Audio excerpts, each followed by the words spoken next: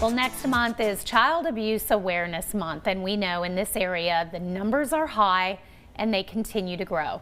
Organizations like CASA of Northeast Tennessee, so important as they are a light in what can be a dark world for children. Melanie Feathers, Executive Director, joining us this morning with more on how our community can take action and become part of the solution. Melanie, great to have you on the show. Yes, thank you so much. Well, we know the amazing work CASA continues to do in our area. So many counties, so many children. That's right. You know, and like you said, our hope is we want to raise awareness about child abuse. We want folks to know that this is a real problem across our nation and in our area locally. But we also want that awareness to move into prevention, right? We want to see the needle move. We want things to change for children.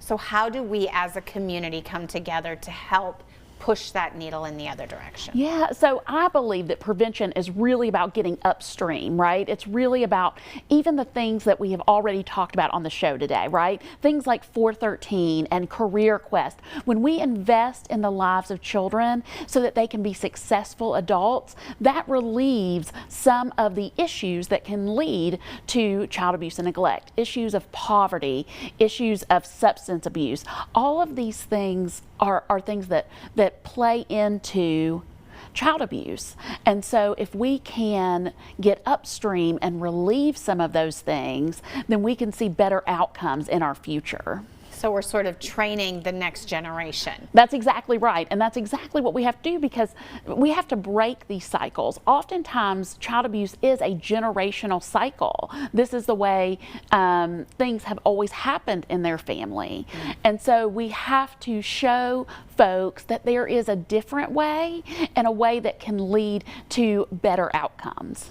And of course, awareness is so important. Speaking up is so important, and it seems like child abuse is changing. You have to be a little bit more savvy. Oh, sure, for sure.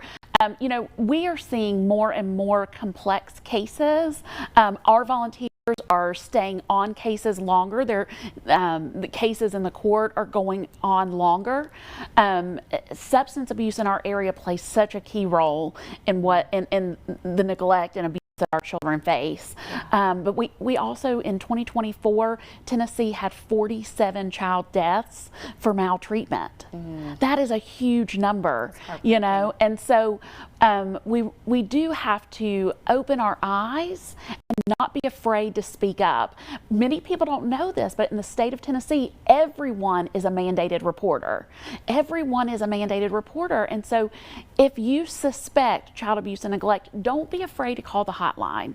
If you have a reasonable suspicion, make that call and let the professionals determine what needs to happen from that point. Because if you are wrong, yes, they're going to find that out, and life will continue. That's exactly right. But if you are right, you could save a life. Right, exactly. And so that is, you know, that is the number one thing, is we tell people don't be afraid to make that call, because there are professionals on the other end. And they're there to sort it out, but you can be the catalyst for keeping a child safe. All right, well, we're going to give everybody that phone number that she talked about. That hotline is right there on your screen. Also, you can check out the website for more information. And of course, for more on CASA of Northeast Tennessee, you can always visit their website or their social media pages. Melanie, thanks for the work you do. Thank you.